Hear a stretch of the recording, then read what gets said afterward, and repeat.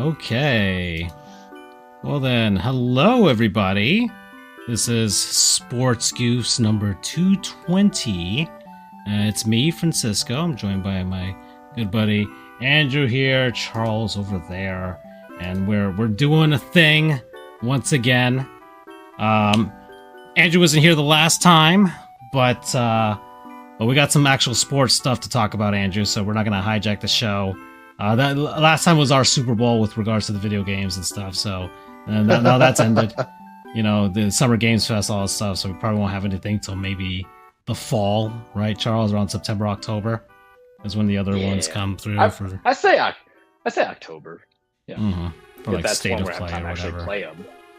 Anyways, as far as everything else is concerned, it's been a very hectic few weeks of sports here. With regards to free agency and the NBA and the NHL. A lot of massive movements, a lot of emotional movements for myself as well. I mean, I think Andrew's Lightning haven't really had anything of massive note with regards to losses of significant players. But NBA's got a ton of massive movement as well. Well, I would beg to differ, honestly, with you, sir, about us not losing pieces. Who'd you lose? We can get to that. Okay. Well, we lost Nick Paul yesterday. He was one of our the worst of the Paul brothers. He was a bottom six forward for us. He wasn't. Well, he had an absolutely monster game against the Maple Leafs in the 2002 playoffs. He basically carried us. Yeah. 2022, yeah. He basically carried us, I think, in game 7. Just absolutely carried us. And, I'm going to miss him because, I mean, for one thing, he was a bottom six forward. He wasn't going to light the lamp all the time, but he did score quite a bit. And also, just his personality, he was kind of one of those kind of semi-leaders. He didn't have the A on his chest or the C on his chest. And he was only there for three years, but he was one of those people that kind of stood out as being one of the leaders in the locker room. So that's more than anything is what I'm going to miss with him.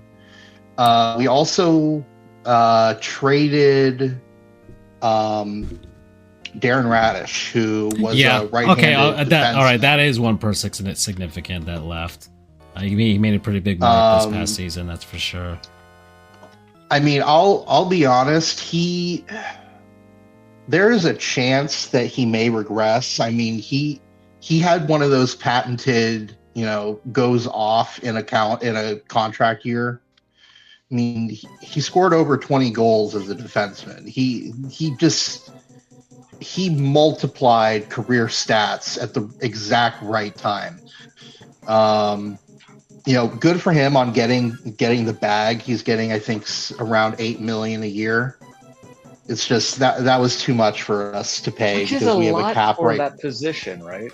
Remember, I don't know contract right-handed well. Right-handed defensemen are a commodity. Okay, so it is a lot. If you can, because if you look at the statistics, I think it's like 60. It's basically 2/3 of players go by left-handed, which is completely irrelevant to what their actual handedness. It just means that their right hand is on the top of the stick, left hand is lower. Same. Sorry. And then, so right-handed, we're goofs, guys. What can we say? We're goofs. And then then a right-handed shooter, which is rarer. It's like 1/3 of the league. It's the other way: left hand on top, right hand on the bottom. Because you only have 6 defensemen versus 12 forwards, roughly. You're lucky if you get 2 right-handed defensemen on a team. So they are worth their weight in gold. The big reason why is because when you're set up in the zone for a power play or whatever, you want someone that can have their stick blade right on the boards. So you can just pass it around the boards and someone will pick it up. A lefty is going to be more useful on the left side because his stick is going to be right on the boards, less useful on the right side, but that's where your right-handed defenseman comes in. Radish is one of those, and he is a bit older. I think he's like 30, which is old by hockey standards. So yeah, I'm happy for him getting the bag from the Leafs. We did just replace him though last night. We picked up John Carlson from the Hurricanes. Actually, No, I thought he was with Anaheim. He was with Anaheim. Okay. He got traded to Carolina in the off season, and then I guess they couldn't sign him, and so he went to us. He is a right-handed defenseman, and he has a lot of experience. He won the Cup with the Capitals back in 2018. He's played, I think, over 1,100 games. He's more of an offensive defenseman from what I've read. I mean, I'll be honest, outside of the star players in the league, I don't really follow other players that aren't on the Lightning. So I don't know a whole lot about his game. I just know that he was integral to the Capitals and played pretty much his entire career with the Capitals, with Ovechkin, things like that. So in terms of veteran leadership, that's going to be a huge bonus for us. He's good for 40, 50 points a year, which is a lot for a defenseman. So, hopefully that'll work out for us. We also lost another defenseman, Declan Carlisle. He was young. I forget. Breaking news. He was someone that. What's Breaking that? news. Go ahead. Continue. Finish your thought. I gotta verify my sources. I mean, as far as Ovechkin, he's coming back, so he did mention. Yeah, he's coming back for one more year, so at least. He'll have a last dance there. So I think he just wants the retirement tour. I don't know why you wouldn't want the retirement tour if you're like that legendary of a player. I couldn't see him just like, I'm just not gonna do it. You get all the presents, you get all the accolades, and then the praise from everybody in the league. He's already gotten that since he broke Gretzky's record. So, like, why not? Why not do the retirement tour and then go out on top? And got his cup, got all that. I mean, Caps don't really have to do anything with regards to marketing that's for sure. So I did find the information on Carlisle. He is 26. And a defenseman. He was someone that I really hoped we could keep, because he's going to be, a part of. If he develops the way it looks like, he is going to be a really good defenseman in the league. He actually was named a nominee for the Hobie Baker Award when he was in college. That's basically the Heisman for men's collegiate ice hockey. So we lost him. We didn't trade him. We lost him in RFA, restricted free agency, to Pittsburgh. So, July 1st, the past couple of days really sucked because we lost Carlisle, we lost Radish, we lost Paul, and we weren't really making any sort of significant moves. And we were starting to get really nervous. Julien Brisebois, GM, is he actually going to do something, or is he just gonna sit there and let the world go by, which is very easy now, especially with the Atlantic, because the Canadians are really young and are up and coming. You've seen what the Panthers have done the past few years, except for last year. which I will attribute to injuries. I'm not going to be one of those people who thinks they've completely fallen off. You guys got a lot of really impactful injuries. Hell, even the Sabres coming out of nowhere. Again, going back to my point from a couple of weeks ago, pretty much whoever wins the Atlantic is going to end up in the Stanley Cup right now. I know this year accepted because the Canes went through and won, but they're the only good team in the Metro Division. They're essentially an Atlantic Division team at this point. Exactly. If I'm not a betting man, but if I were to bet money, I would be confident in betting money on the Atlantic Division winner representing the Eastern Conference. And, if you want more information on this, if you're listening, go back to a couple of episodes. The last episode I was on, which was in the middle of the Stanley Cup. And congratulations, Carolina Hurricanes. Thank you for taking down Vegas and Carter, no means no Hart, which, by the way, the Blues signed another one of those players, and I am pissed. I forget, I think it may be Dubé. I forget. Mm-hmm. Yeah. Yeah, I saw some Blues fans anyway, were not happy about that. Yeah, no. That's a black mark for me to sign one of those players. I know they were acquitted by the judge because the judge felt there wasn't enough evidence to go forward with the trial, but reading some of those reports, you have to imagine this is one of those. I mean, I was with the prosecutor's office for only a couple of months, but one thing that I learned is that sexual assault cases are really hard to prove because it pretty much just comes down to he said, she said. And when you do that, when you get to that case, it's tough to prove beyond a reasonable doubt if the man assaulted the woman. Well, it could be a woman assaulting a man, whatever. Men but in this, traditionally, in this context, but yeah. I would say perpetrator is an easier.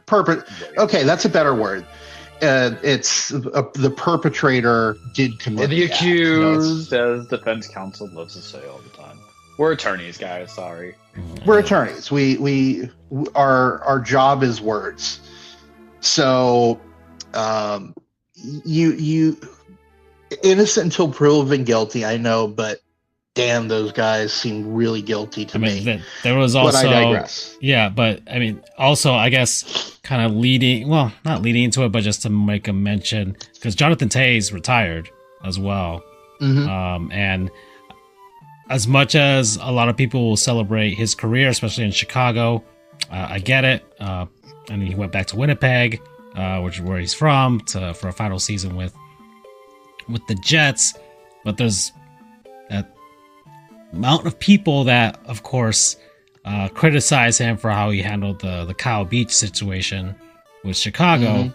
Mm-hmm. Some excuse him like, he's a hockey player and what was he supposed to do? He's a young captain at the time, but do you know about that, Charles? Yeah, I know. Okay. Yeah, and we talked about it before. Taves,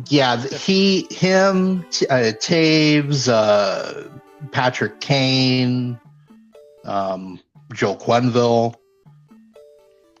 I mean, ultimately, everyone has a part to play in it, but when you're one of the leaders on the team as a player, your responsibility is heightened a bit. I don't care if you're a young captain, that's your job, is to protect your teammates and to stand up for them. And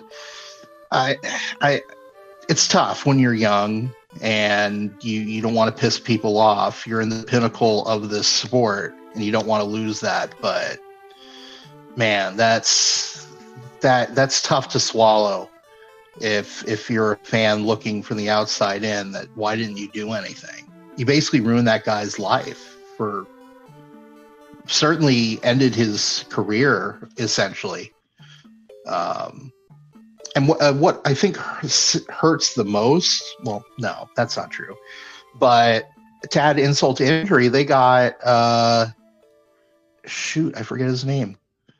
They got a really good player in the first round of the draft, despite everyone thinking they should have lost the draft pick. Connor Bedard, yep. Yeah. A lot of people thought they should have lost that draft pick because of what happened, but they just got fined a couple of $1 million, and that was it. And Quenneville was kind of on the naughty list for a couple of seasons, and now he's back. So, did anything really happen? No, not really. At least not to those Blackhawks, but all right. Yeah. As far as the rest of NHL free agency is concerned, I don't want to make this a Panthers stream as well, because I've already discussed it. We've got Brady Tkachuk. That was something that talked about on the Locked On Panthers podcast. So we got both the Tkachuk brothers now as part of all of this, and the Florida Panthers are losing some guys along the way, though. Most notably, this free agency, we lost Sergei Bobrovsky. But that seemed to have been in the cards. Riddance, man. Well, I mean, it's not really riddance, man. Not really good riddance. But sorry, let me clarify. I apologize. He's getting $7 million a year from the Maple Leafs. He is not worth $7 million a year right now, especially with you guys bang up on the cap. Right? Bob will be 38 years old by the beginning of this coming season. I know things. He is old, and again, old is relative to everyone listening. I'm old. I mean, I'm old by athletic standards. We're all old by athletic standards, even though we're in the prime of our lives. I subscribe to the boxing age, where you could still be effective at 38. And Charles blew out his sphincter today. Come on now. Yes, I did. But, I'm not saying that Bobrovsky is to the point where he's relegated to backup role. He's still got some juice in him. Like he's in his Ed Belfour last few years, just kind of hopping from one team to the other type of phase right now. I don't think he's worth $7 million. Martin Brodeur on the St. Louis Blues. Oh God, that was just that did not sit right with me. But yeah, he's not worth $7 million right now. So I know everyone is sad that you're losing him. Believe me, if I was in the position where I wasn't sad, we had to. Yeah, I really wasn't sad. I've seen some people are sentimental. Some of my some of our law school classmates are Panthers fans, and they're like, "Oh my God, we're losing Bobrovsky."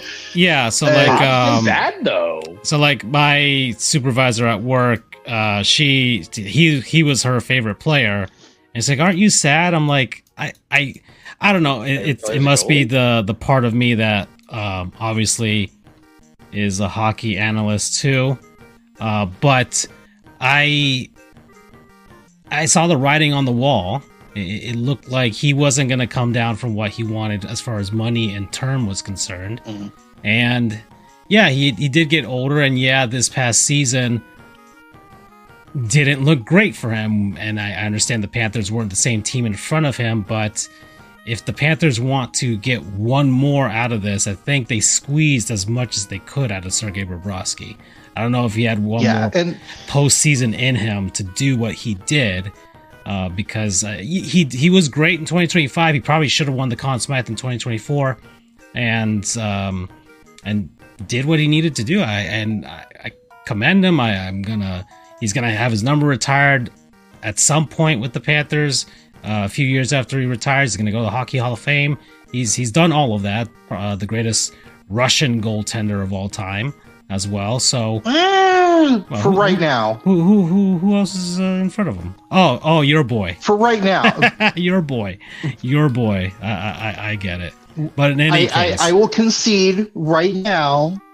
he is the best Russian goaltender of all time. That's at least played in the NHL. So I mean, maybe Vladislav Tretiak, but if your boy stays healthy long enough, he'll probably surpass Bobrovsky's numbers. So yes. Although you could also make an argument for Javi Bulin. Yeah, although I guess so, but still, the 2 Stanley Cups. Javi Bulin just has the 1 cup. Yeah, so that's the thing. So that definitely works. But he does have the Conn Smythe for not winning it as well. So there you go. But yeah, so Bobrovsky's gone. He went to Toronto. That make believe team, I don't even know what they're gonna try and do with that. I don't. Austin Matthews and his bad mustache. I don't see how they are going to compete now with an even stronger Atlantic Division. That is, I'm sure Victor Hedman's going to be back, and right back in the right mental space for him with the Lightning. And I don't expect the Lightning to fall off that far in any case from what they did in 2026.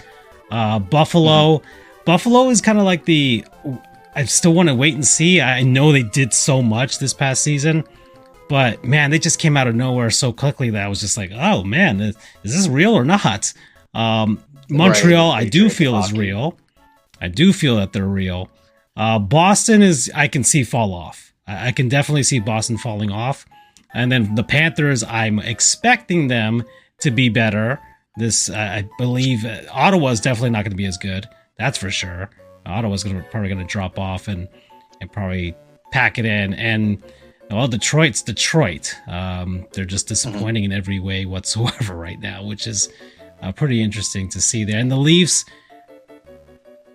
I mean, unless they get some sort of miracle season out of Sergei Bobrovsky, I really don't see what they're supposed to do. I mean, it's nothing against Bobrovsky. He's a great goaltender. It's just or Gavin McKenna, like it's going to be his first NHL season, and what you're hoping another 60 season rookie campaign or whatever that Austin Matthews did. I don't think that's going to happen either. Matthews might be out the door soon. So yeah, I mean, all of his Team USA teammates are, Tkachuk already made his way out, and if it doesn't look like he's gonna want to stay anymore in Toronto, then what's the point of them keeping him at this point? If McKenna ends up actually being really good, could they swing a massive trade and try and do, I don't know, some sort of Herschel Walker type of deal with some other team and try and make themselves really good? But I don't see how that Leafs team is going to be better than Montreal, going to be better than Tampa, going to be better than Florida. Maybe they can be on par with Boston if all of these guys gel, but I don't see it. All right. It's. I'm going to read off the major free agents that are still left here. So there's a few of them out there, and then you got Patrick Kane. I don't see him going back to Detroit. I mean, come on, just go back to Chicago and have your retirement tour, dude. Just do it. He old. Claude Giroux, Ottawa. He really old. I mean, I could see him just having just packing it in for what happened? It's like 43, right? Kane. Kane. I think Kane's like all right. No, he's like Kane's like 43. But yeah, he's like 37. I feel like it's just because he's that guy who's had the longevity the same way that Ovechkin he came up when really pushing. Came up when he was like 18 or 19. So yeah, he's been there forever.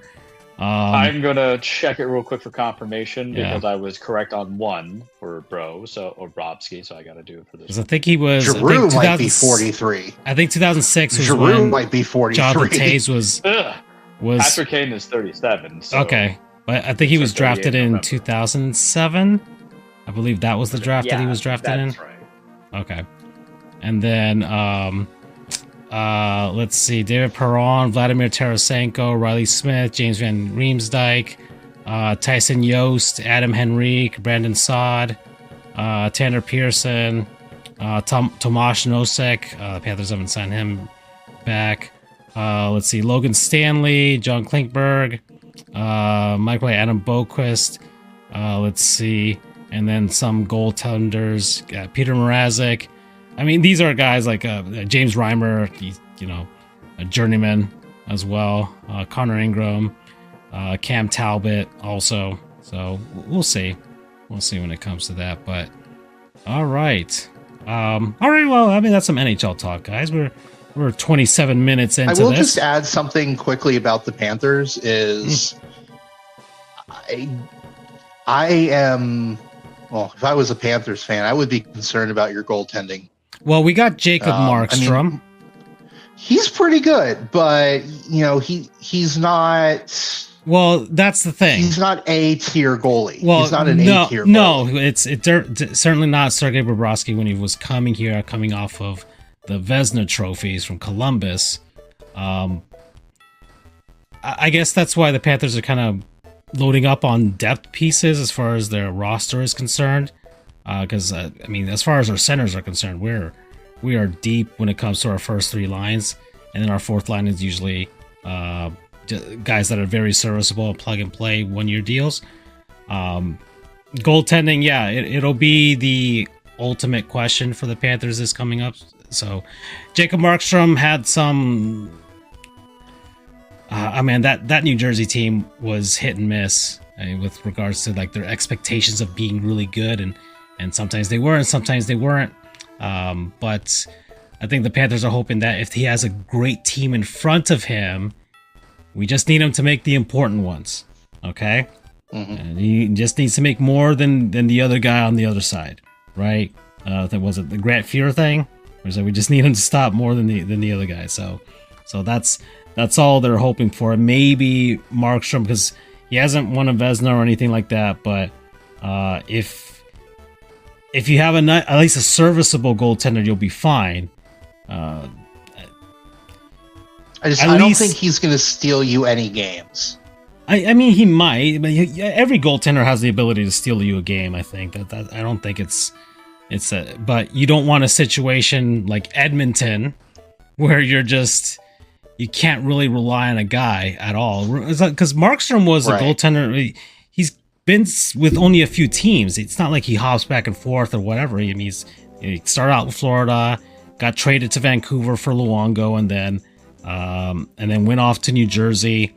I don't know if he had one more stop along the way there, but for the most part, he hasn't been bouncing back and forth, and he's usually been a starter since he's come up after he left Florida. So I think he'll be okay. I'm hoping that the team in front of him is really locked down and good, because we just saw one of the worst goaltending performances from both teams in the Stanley Cup final.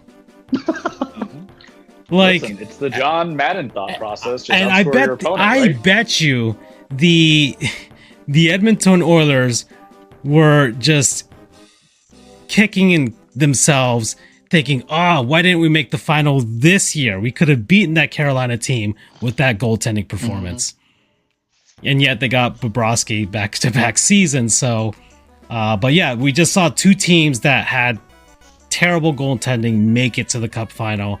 I know that Carter Hart and Vegas, they were doing better as far as the goaltending was concerned, but Carolina had serviceable enough goaltending from Freddie Anderson and then Bussy that they just had a great team all around that, hey, they could make up for the mistakes of their goalies because they had Freddie Anderson. And I did say the last time we talked about this that it was a blessing in disguise that Anderson got mildly concussed, because it just gave it a different look. Was it a concussion? It was at least something enough for them to set him. I don't know, or some other type of injury, or it was just a valid enough excuse for Rod Brindamore to be like, no, he's a little hurt. I'm going to have to put my other goaltender, without really hurting Freddie Anderson's feelings, because now he left also in free agency, Carolina. Who did he sign with? Mm-hmm.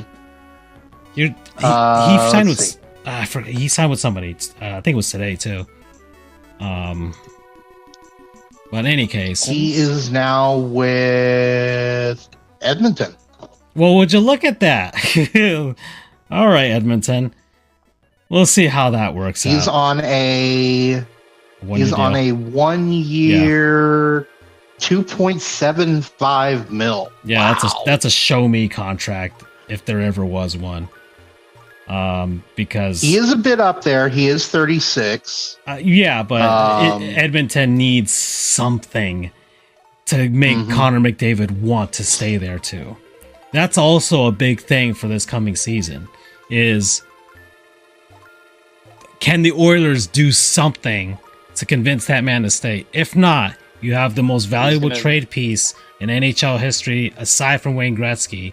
And you got to do something with that because you cannot let him. You cannot be the Anaheim Angels with Ohtani. You just cannot be. Mm-hmm. Sir, you got to go grander. You said Ohtani Angels. You cannot be the Cleveland Cavaliers LeBron James first go around and let him walk for free.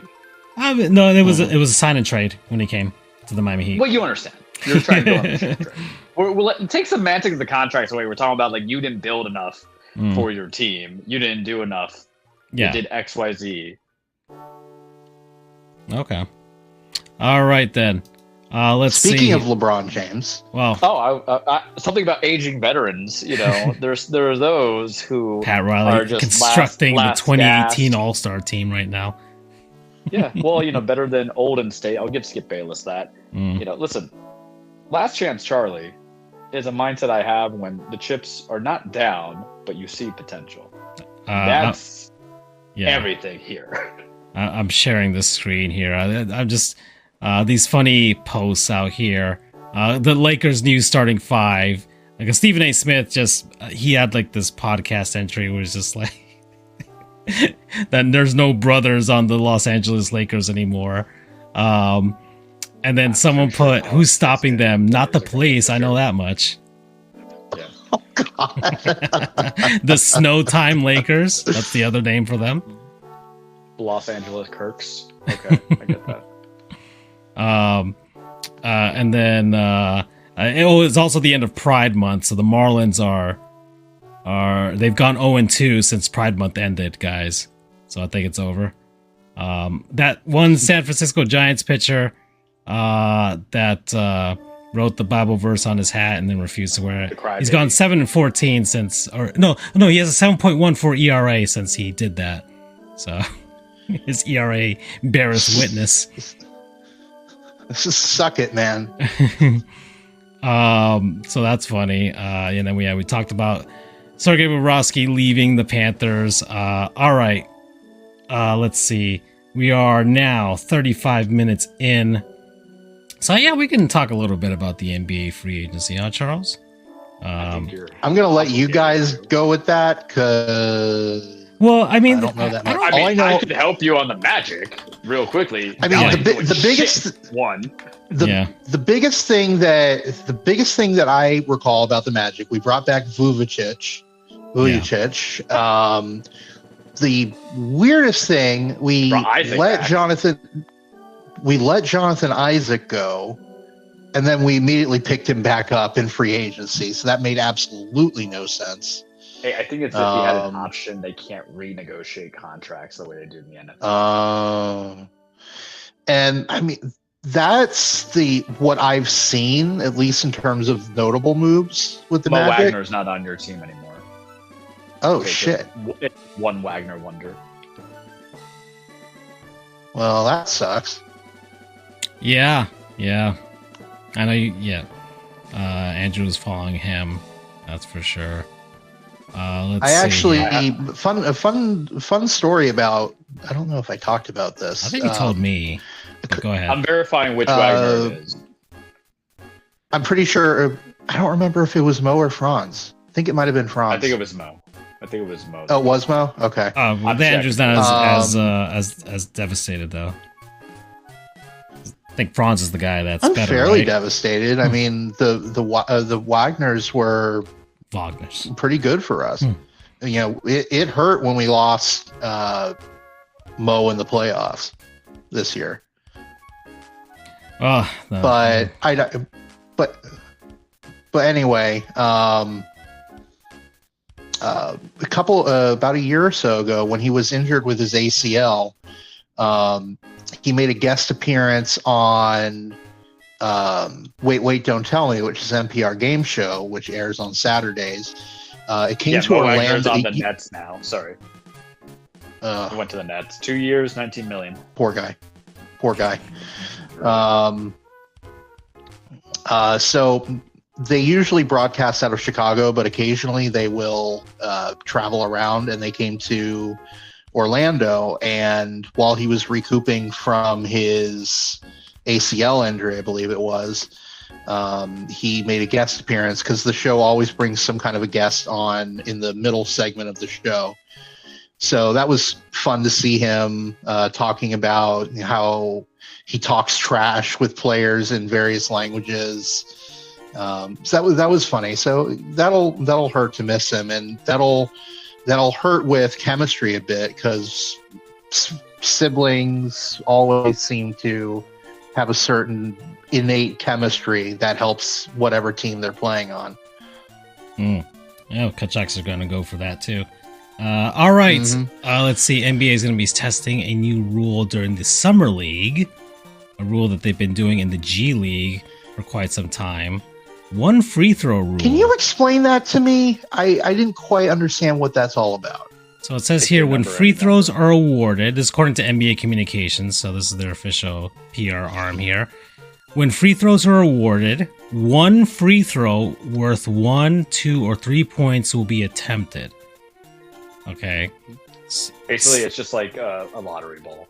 Yeah, or kind of like a field goal in a sense, like in football. I mean, they're technically called field goals in the NBA too, but yeah, just after touchdown points is the best way to view it. If you're going to let's see, standard NBA free throw rules will apply in the last 2 minutes of the fourth quarter and during overtime. And the G League has been doing it since 2020 to improve the game flow. So I think they're just trying to streamline this game somewhat. I know there's a ton of replay used in the NBA, and there's a lot of timeouts there, so I think they're just trying to find some way to shave off some time there. So I guess free throws will... But I don't know how you're going to do that, because guys are still going to attempt to go to the line. It's not going to change Harden's approach. It's not going to change Shade's approach. Mind you, Harden will be retired if it ever gets implemented. The simple solution is you just lessen up on all the fouls called, right? If we want to make sure there's no stalling to the game. Occam's razor. Just because you're saying, hey, the free throw that you're going for might not be of the same points. And to give you an example, Andrew, in today's league, everybody's like chucking threes, right? So if you're chucking threes and you get fouled out, slows the process, get 3 free throw shots, and the same thing go to 2s. But it's not going to stop it, because people are going to take advantage. They're still going to go drive. They're still going to get fouled, unless it's the playoffs, right? It's going to be all these things, so it's not going to change it at all, in my opinion. If anything, what it does, to be very honest with you, it changes a little bit of the capacity of who you draft in big men, because big men can't really hit the free throws as much, but it might make certain selections. There's a difference between DeAndre Jordan having to go to the line versus if you have a Jokic, right, going in there. So maybe get some strategy, but it's still going to slow up the game. You're putting more pressure on the mindsets and the coaches to do it. I don't care if it gets implemented or not. I feel like to this day, I still don't know what a dribble is, or a walk, or a travel, or double dribble, and it never gets called. Everybody travels in the NBA. There's a reason why they implemented that ball in hand kind of stuff that they do as you're going into it. So you're not carrying none of that stuff. Yeah. The simple solution is you make it 3 steps instead of dribble 2, right? But look, the only people, I'm going to say it right now, I gotta get on the soapbox for 2 seconds. It is going to be 2 seconds. The only people who actually care about travel as much as you think is playing on the blacktop at the park or the gym on the hardwood. I know that because I play. I beat a 19-year-old the other day. I was sucking air hardcore, guys. Ugh. God, but I did it. I conditioned like LeBron because he ages gracefully as we try. But to bring it back is that it's not really going to make an effect of it, and it's really about the refereeing. And you can make the refereeing easier if you just shoot out the rules that you can already lessen on, as opposed to implementing a new rule in a smaller process. You say, hey, this is a foul to us, because it reminds me in the NFL of like, what is a catch? And they don't know what that is. Mm-hmm. And I'm like, okay, because for many years it was like the ball can't be moving. Now it can, but you have to cradle it. And in my head, I'm like, if the ground's going, it's just so many things. And then it makes me realize that I'm like, we're just stupid, and we just do it for our entertainment. So just change certain things. But that's just my thought on the free throw process. You're going to do it, and I don't think it's going to get anywhere in the main league, to be very honest with you. Because I think everybody's going to realize it's kind of like bad for business because we become free throw merchants. You just have to find a different alternative route for interest. Speaking of free throw merchants, well, as far as the available NBA free agents as of 8 hours ago, we keeping for the big the big commentary for after the free agent list? Well, yeah, I mean, because our Miami Heat did make some actual moves here, and there were other actual moves too when it came to the Philadelphia 76ers. So many. There's a lot actually, but I'm just gonna go with I'm gonna do the reverse of what we did with the NHL. Give out who's here right now, and then we'll talk about the actual move that's happened since then. But got LeBron, obviously. Charles is trying to court him right now, offering up various body parts. So there you go. We got James Harden. My condolences for not making the finals of the LeBron sweepstakes. I'm just open. Let's see. We got James Harden. We got Draymond Green. So he's not coming back to Golden State. He opted out because they're trying to get LeBron. Yeah, I know. And he'll probably he'll probably sign for like the minimum of whatever and see what happens. But Jalen Duren, Peyton Watson, Benedict Mathurin, Tari Eason, Jonathan Kuminga, Rui Hachimura, Anthony Simons, Russell Westbrook, Bradley Beal, who might come to Miami, Chris Middleton, who might follow Giannis to Miami, Andre Drummond, Gary Payton II, Josh Okogie, Bruce Brown, Javonte Green, Kevin Looney, Nick Batum, Gary Trent Jr., Jordan Clarkson, Nick Richards, Kenrick Williams, Matisse Did you say Nick Batum? Gabe Vincent. You want to come back to Miami? Yeah. Kelly Olynyk, you want to come back to Miami? Yeah. So there you go. So those are the available notable free agents that are still left. The only thing I'll say on the free agent for the Heat, particularly of who I would entertain ideas on, is obviously Bradley Beal. Because the thing is, like, yeah, you're an old sport, but you're like 2 years removed from like anything devastating, and you can score. So you interest me. I like Russell as a player, always have, but it is not going to work in that sense because I don't need you trying to be banging the glass when we have Bam and Giannis going from there. And then it's like you need shooters, and it's just like those guys are very hit or miss. And you need a little bit of shot creators, and some of those guys are hit or miss. But some of them are just doo-doo that you just listed out. And it does make you wonder. I feel like this is the year where Spo is actually just going to put hard minutes on people drafted, like Ryan Conwell, and then was it Trey Anderson from Miami at the point guard position, say Jesus take the wheel, which is very different for him to do. But if you can teach and they can learn, something magical might happen. Well, we'll see. But it's not in his repertoire to do so. No, because we let Norm Powell go to Chicago, but that was fine. I didn't care for Norm Powell. That's fine. He had a pedestrian type of season, so it was fine. He got his All-Star. That's fine. I'm glad he got his money. I'll take any person making their money. It's just I need you to be able to contribute, and he was gone for the back half.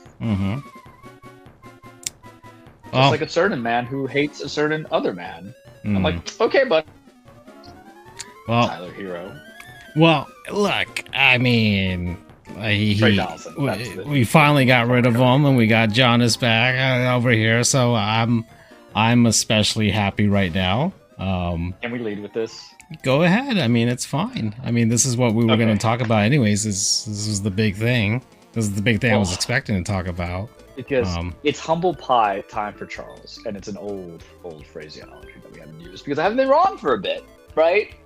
But I had stated I had concerns about Giannis and everything of that nature because of the position he plays and the age. But then I sat and I really thought about it. I took a motion out because I told myself, who else are you getting, right?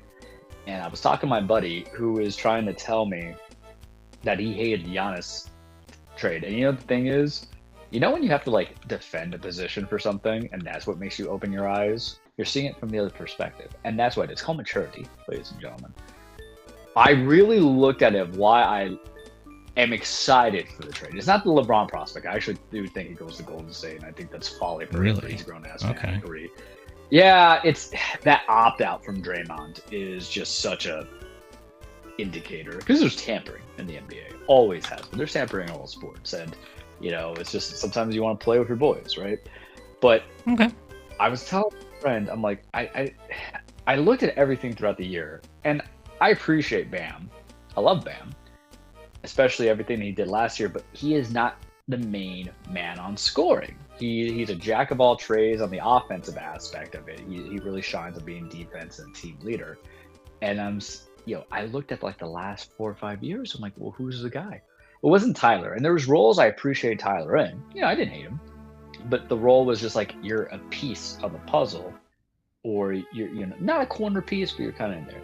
And then you look at some of like our other guys, like we all loved, or Jimmy was your boyfriend. I loved him to a degree until he got bratty, but Jimmy wasn't really a productive offensive player. He just had great offensive moments. And then I looked at everything and I said, well, you know what?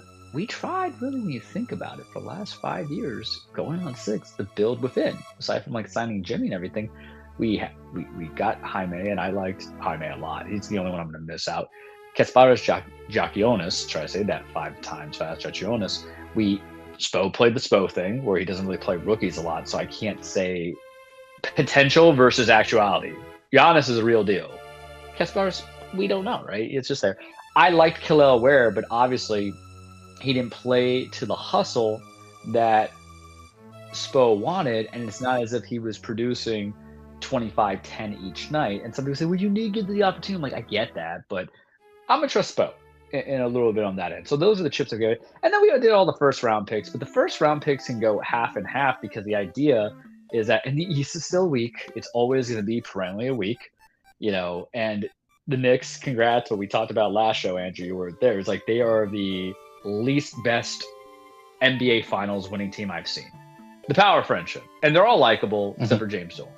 But that's just we akin this version of the Spurs as the 95 Orlando Magic, where they should have won the finals, but their youth or whatever lost it for them.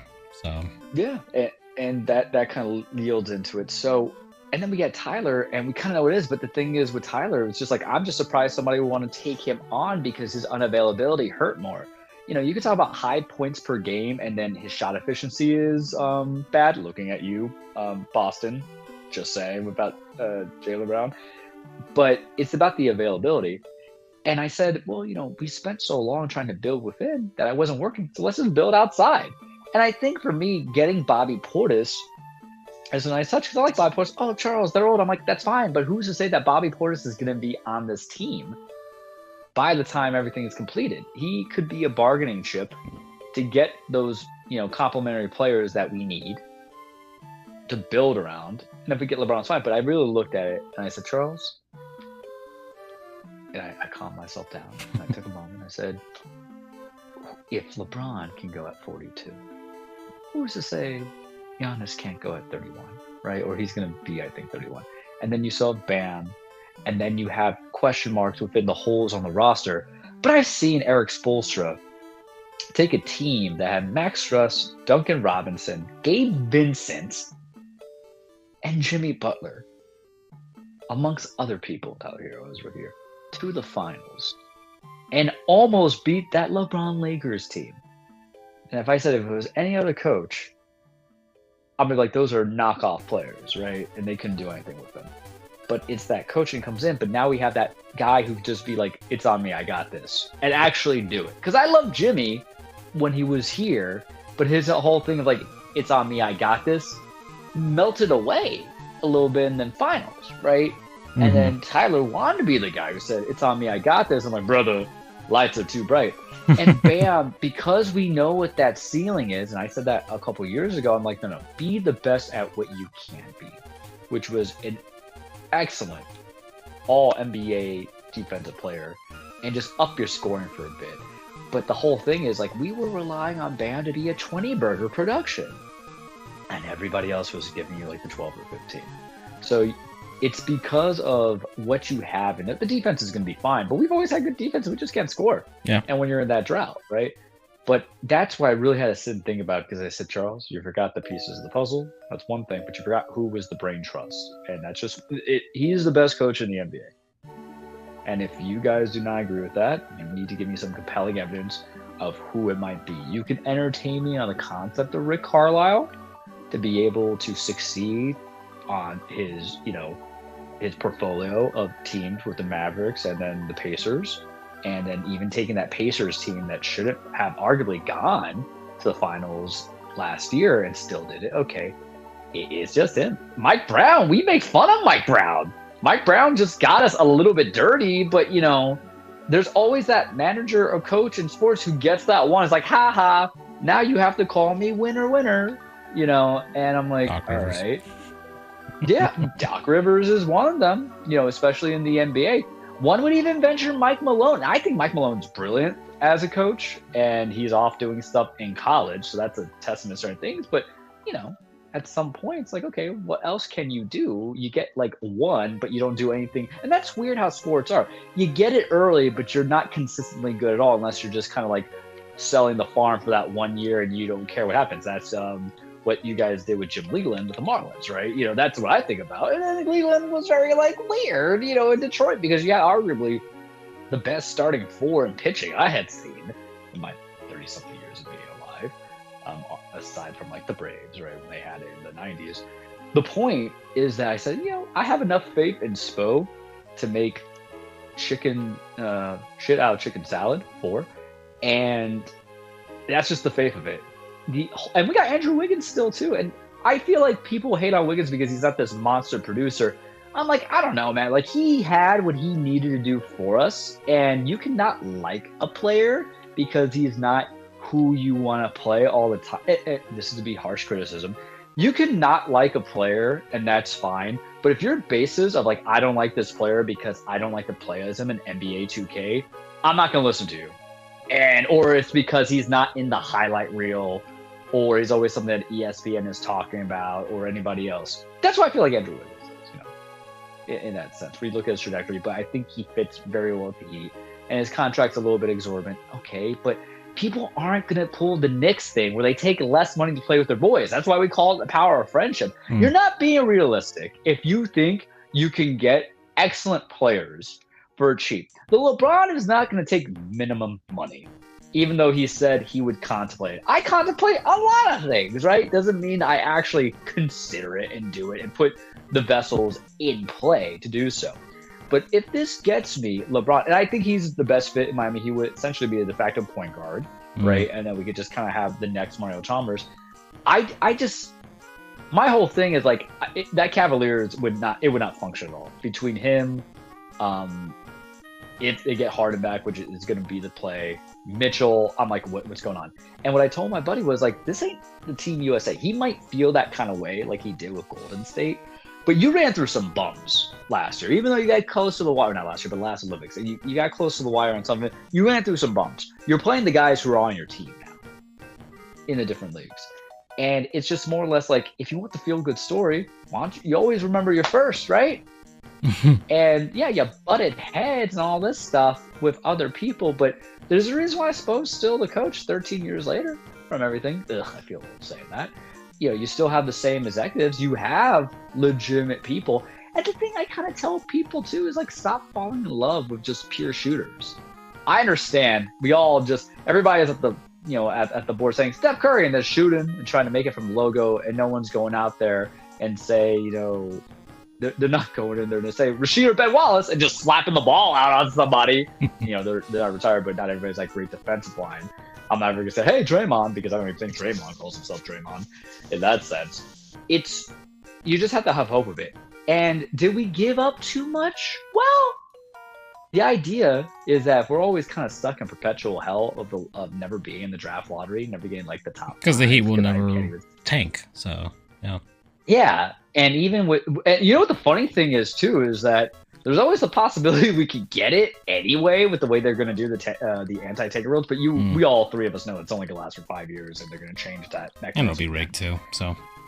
Yeah, but the NBA is not like the NFL and the MLB where they do look at like rebuilds for like a 5-year or 6-year long project, to be very honest with you. They tried that once called The Process in Philly, and y'all know how I feel about that. It really is a like relaunch reload, and that's how I always view the NBA. You have a couple bad years, just relaunch it to a degree. Because even like when Boston was trying to do it after the big three, yes, they had their picks, they traded some people, but they also got those free agent signings that they need to complement it. So I'm more excited for it now. I am looking daily on the Twitter. We got Tim Hardaway Jr. Okay, sure. I guess there's legacy into it. Like he could be like iffy as a shooter because he might be like, oh, he has 13 points a game. That might be good for bench, and then you realize he shoots 36%, and this is real bad. But getting LeBron, I already told you guys, I'll buy his attire. I'll get that merch. I'll get that jersey. I'll get whatever you need from it because he has been that player when I was getting now. He was the non-Michael, for me because I didn't care. Like I knew who Kobe was, but I was kind of like Shaq more, right? I was that guy in that sense. But the way LeBron did it at that position at that time was very different.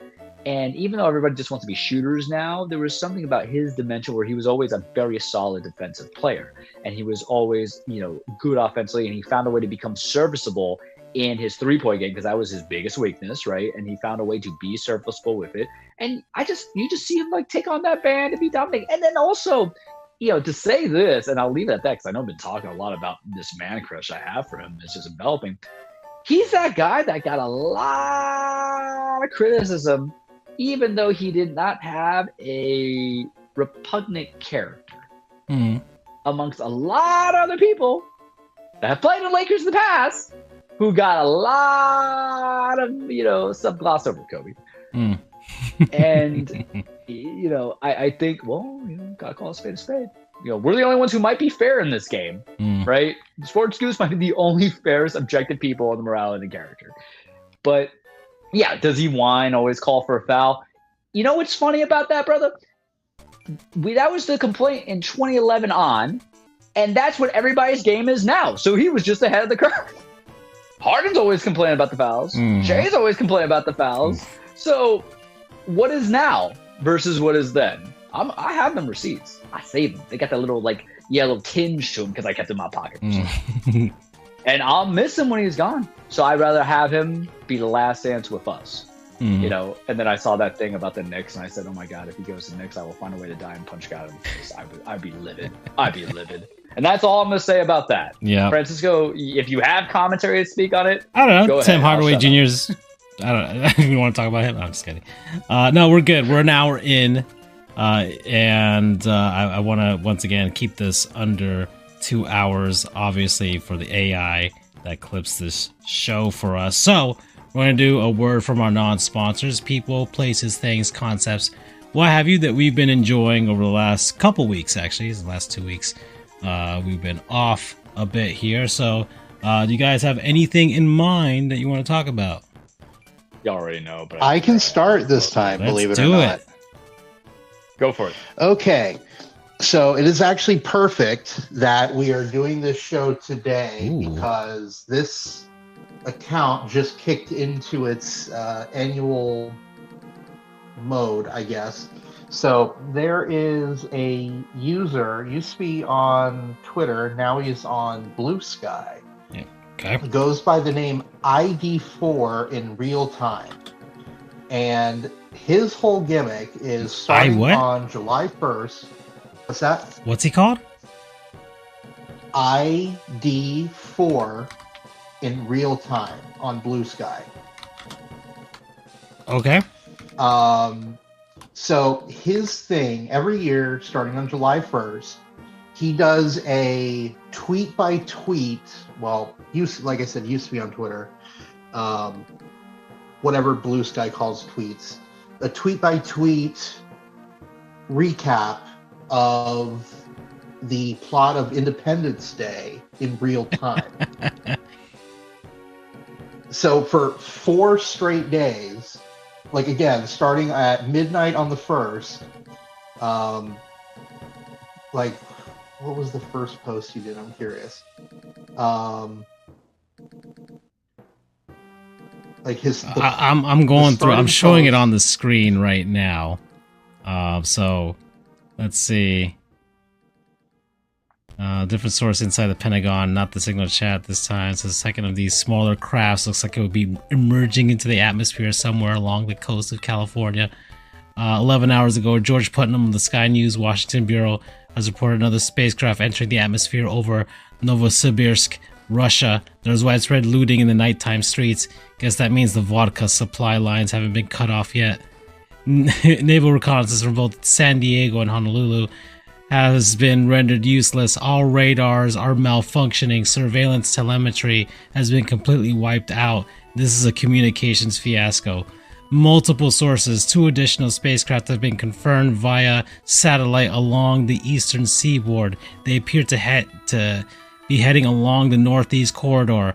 On the upside, this is literally the only way the Jets have any shot at making the playoffs this season.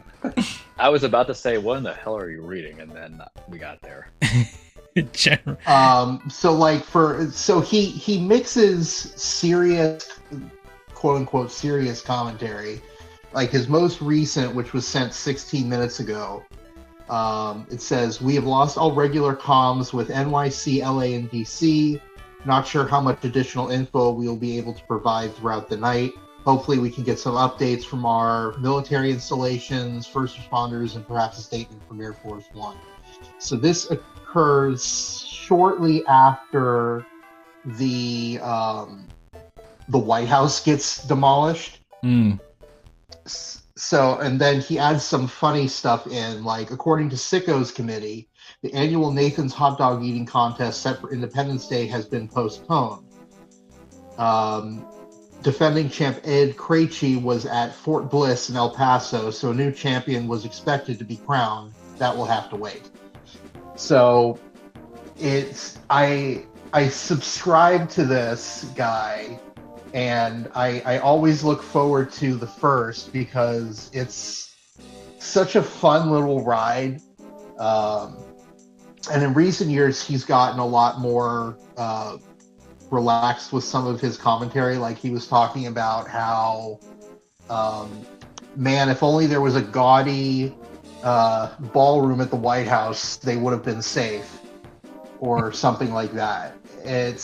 But yeah, I turn off notifications for the account the whole year, but on July 1st, I turn them back on. So I'm seeing this play-by-play come up on my phone. And I always make it a point that when he's doing the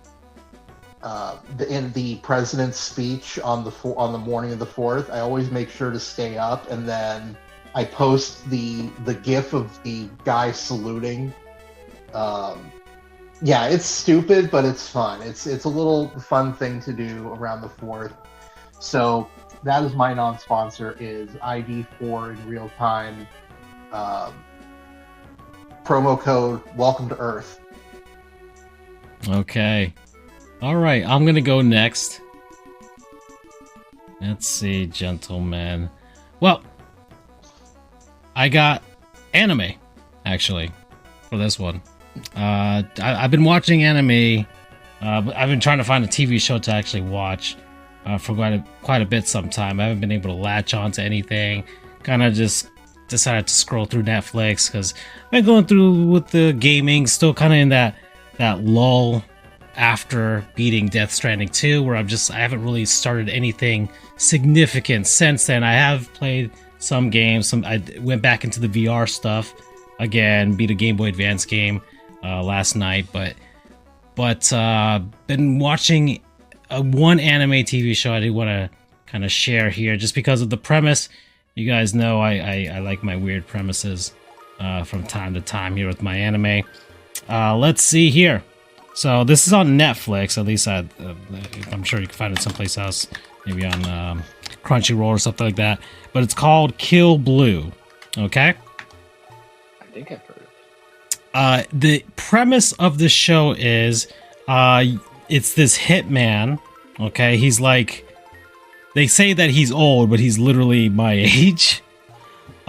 He's a hitman. He's like divorced, and his ex-wife works in the organization that he works in that sends him to be a hitman or whatever. And he does like this mission, and there's like this, I guess, group of like wasps or something like that he had to, like, some top secret experiment or something like that. Well, eventually he gets stung by one of these wasps, and he passes out, has to go to the hospital, all sort of stuff. He comes to, and he wakes up, and he's in the he is de-aged to his middle school self. Okay? So he has de-aged. Conan Mystery Detective? He has de-aged himself now, and he is in the body of a middle schooler now. So he's 13 years old again, but with the same mind as his own 38-year-old self. Okay? And now that he's younger, he can actually do some missions within a middle school. So now he's tasked with going back to middle school.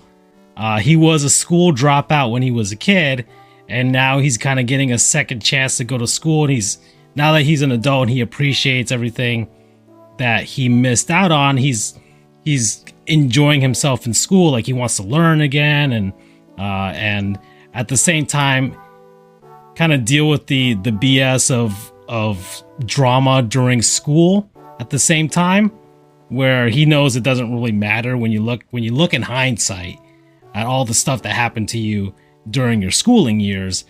None of it really mattered. You thought it was the most important thing in the world, and devastated by whatever, this girl didn't like you, whatever, you're getting made fun of, all these types of things. But now he's an adult, and it's like, it doesn't really faze him anymore. So it's kind of a perspective of like, okay, what if you de-aged by 20 years or I don't know, 25 years actually? Like, what would you do? What would you do different? What would you do? What would you appreciate more as your younger self? So there's part of that perspective. And then there's the silly anime stuff as well. And there's the slice of life stuff a little bit, but it doesn't really have much of that. It's more of such a, it's more of a more absurd type of scenario where I don't know. I kind of dig it right now. So been watching him like 4 or so episodes in, and I like it. I think it's it works out for me as far as the storyline is concerned, because it does start getting into that whole like, oh, he's still a hitman type of angle, and you see the greater enemy that he has to expose over it. So you get that action as well. You got these action scenes within the school, and he's basically, he's like he's a killer hitman. So he's still got these skills even as a middle schooler, because he's still got the mind of his old self. So he just has to work with the body of a middle schooler. But yeah. So promo code math. There we go. Because he's having fun learning about math again. Alrighty. Well, as Andrew might mention Blue Sky, I'm going to say follow us on the Twitter. Charles the True, Dan Frijoles. We're not on Blue Sky, by the way. We're not on Blue Sky. Sports_Goofs, FJO JR Jr., many. Panthers historian, Marlins historian, everything else that the guys are part of. You know me, I just keep it. Feel free to get some of our merch. Yeah. Get our merch, buy our merch. We want Taco Bell. Sell some Marvel stuff there, so yeah. There you go. Like, listen, Apparently we just the don't want to Rito is back. I didn't know that. I just get the Lush box at this point, or Lux box, and I just Me too. and they're generally just delicious, Yeah. But I had Wendy's the other day. Pretty good value too, actually. Bad enough. It's an excellent value. I'm not going to non-sponsor this, but in today's economy, where everything is super expensive for no reason, and corporations try to tell you it's the driving prices, and people will still buy it because we don't have good alternative foods that are low cost and we don't have time to cook, they give you a great value. That being said, my non-sponsor is super obvious. It's a game. It is not Witcher 3, which I did beat during the time period when we were off for like a week or so, going from there. But it is Star Fox Remake on your Nintendo Switch 2. I took a half day Friday. I had stuff I had to do, but I got the pre-order in and everything like that. I love that game from 30 years ago. It was one of my first N64 games that I had gotten, and mind you, in circa 1999, maybe 98, games were very expensive for a young kid. So, yes, you had one game. I remember getting my WWE or WF Warzone and my Mario 64, and that's essentially what I had for my N64. But I remember going to Hollywood Video and renting that game multiple times. I played Hollywood Video. Yeah, that's how old I am. You guys think Blockbuster, and we're just like, nah, we got something else. No, I remember Hollywood Video. Yes. I'm not that old, man. For the two people who listen to us out there. So I had that, and I would just play all the time, and it was very different, very compelling. And I had played Star Fox Zero when I was in law school, funny enough, and that was for the nostalgia. But it felt kind of dirty, right? It's just it's going on a date with somebody that you liked when you were younger, and then all of a sudden you just realize it's just what you liked about them, the same attributes not there. Platinum Games tried their best with that game, but it was whatever. So I'm doing some work on the between. I'm like, all right, it's time. Let's just go do this. I turn on, and I'm just cheesing, ear to ear, grinning. I was one of those few people who didn't even hate the stylistic and artistic choices that they put, because people wanted the recency bias of the Mario Galaxy design, and that's understandable. It looked great, and then we did like the guy whose name I forget right now, voice acting coming into it. But I was like, listen, man, I got new recency bias for you, and that's gonna be, Fox McCloud looking like a legitimate fox as he's going through. I have put in probably 4 or 5 runs through, and the first run, I was like, why is this stuff so hard for me? I thought I was good at it. I didn't realize that I was essentially going off of muscle memory from all those years ago, that I was doing the hardest route. Because that's the thing, how Star Fox is designed. You could do easy, medium, hard. And, those playthroughs are kind of different of how you structure it. And, they have an expert mode too, which I haven't engaged yet, but that would be interesting. Because they want every medal. I'm like, I don't want a medal chase. Just give it to me as unlockable. Let's make it easy. I digress. But the first run through was about literally 4 or 5 hours. And what was killing me was just at the very end where you're going against, the Wolf Squad. And I just couldn't go from it. I'm like, what am I doing wrong? Because that's the thing of why you need the replayability too for it, because it doesn't give you enough time to hold your hand as other games do, like linear single player games where you're getting the training and everything like that. And you have to it's an instinctive kind of game. It's an on-rail shooter that goes open. But I'm going through that process. I'm dying the whole time. I know every line that Wolf, Leon, and Pigmo was saying. Andrew was like, can't let you do that, Star Fox. Not so fast, Star Fox. And then Pigmon goes to go in saying, Daddy's not here to protect you. I can do their voices probably going from there. But I had the muscle memory even when I was getting Andros. So I had beaten it the first run. And it's not a game that you could say you define as beating. You just get the true ending, but there's other things to get back into it. And I've just been all smiles. It plays well. Maybe you wish a little bit for the hitboxes to be better, sure, but it looks fantastic. And I've had the pleasure playing on all different levels of it.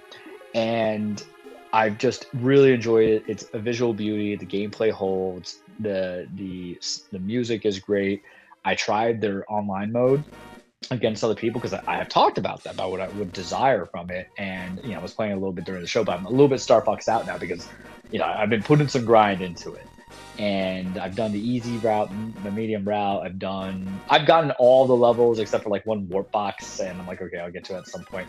But what I cherish the most out of it is that it allowed me to make other people happy. So as I was visiting the family, I brought it and I put it on for mom and I put it on for dad, and then mom's just like smile because that's how we would do it, right? When you're in Polk County, Florida, you just move to this place that you don't know, and you somehow convince your parents to get you a Nintendo 64 when times are tough on a rent-a-center. You know, when they actually, maybe it wasn't even rent-a-center, but when they let you like rent stuff to own consoles and not, you know, when you could buy physical cartridges, fuck off Sony. I'm not even gonna count as a curse box. It's the sentiment of all the people there. And just seeing them where they're going to remember, my dad's like, I don't remember any of this. And he's like, I remember the fly, I don't remember the animals. I'm like, well, Dad, there's a furry fox here. And then just see my mom's enjoyment. I think I saw this picture of my sister too. So allowing me to revisit nostalgia, because you know I hate the 64 era, and you know I can't go back. But also not just revisit nostalgia, but enjoy what the moment is. And that's the problem with nostalgia. You fond over it too much, and you can't enjoy the present. But this is a true remake that does it their way to modernize it and then add on some extra mustard and put some elbow grease into it so you can really appreciate what the future is going to be. So I likes it. I loves it. I want some more ofs it. You guys have Nice. known my love of it for so long, of what I like about it, because I think it just makes a lot of sense. And you know what the thing is like you just don't have a lot of dogfighting aerial games out there. Thank you, Ice Combat. Not to say that's my favorite genre, but we are oversaturated with bad military shooters. We're oversaturated with these terrible Souls-like games that we say are good, but really Stockholm syndromed out, and you know, and then these just very long, overdone RPGs, no matter what they are. So it's just kind of refreshing to kind of like, hey, you know, this kind of worked to a degree, and I have the full confidence to say, yes, I gave it an 8, but you know, that ratings don't mean anything when you talk about the feeling. You know what I mean? And you reflect back onto it, and I can't wait to compare it 30 years down the line when you have like Nintendo whatevers in 2056, and I can compare which one was the better of it. And I just loved it. That's my long rant. You guys knew that was coming, so sorry to take up time. But you know, Star Fox, you know, promo code Barrel roll? Yeah, barrel roll. I wasn't gonna do it. It was gonna be cheesy, but you know, you gotta do the barrel roll, right? Just so good. All right. Yeah, I haven't gotten it just yet. I think I gotta weigh it out. I'm still kind of processing a lot of things out of me right now. And on, like I said, I've been watching anime again, so I also finished My Dress Up Darling as well. So and it's just two different designs, because I'm that shonen boy and you are very much cozy slice of life or very weird stuff. But that's how you get to grow a little bit. I've watched some of your shows, and I have some in my backlog. All right, so we're an hour and 19 minutes into this. I mean, yeah, the physical game's going away for Sony, and Microsoft's going to do the same thing. They're probably going to get rid of that for the Xbox, that the Project Helix or whatever they're calling it right now. So PSX probably not going to have a disc drive as well. So that's, I mean, as a PC player, I was already living that anyways. But for my Switch 2 and Switch 1, I initially thought I was going to be very digital once it started happening around like the 3DS and Wii U era, and I just found out, like, for me, it just felt more simple just to actually buy them. And I think maybe a couple games, like Smash Brothers, I bought digitally on the Wii U and on the Switch as well. So it's like, oh, I'm going to play that all the time. I'm always going to have it on my console. I don't want to be taking out of the console and then have to switch it up. But surprisingly, I didn't do it for anything else. Mario Kart World came with the Switch 2 digitally, so I couldn't really do much about that when it came to that, because I really haven't played it much. I still just play Splatoon 2 or Splatoon 3 and Rocket League.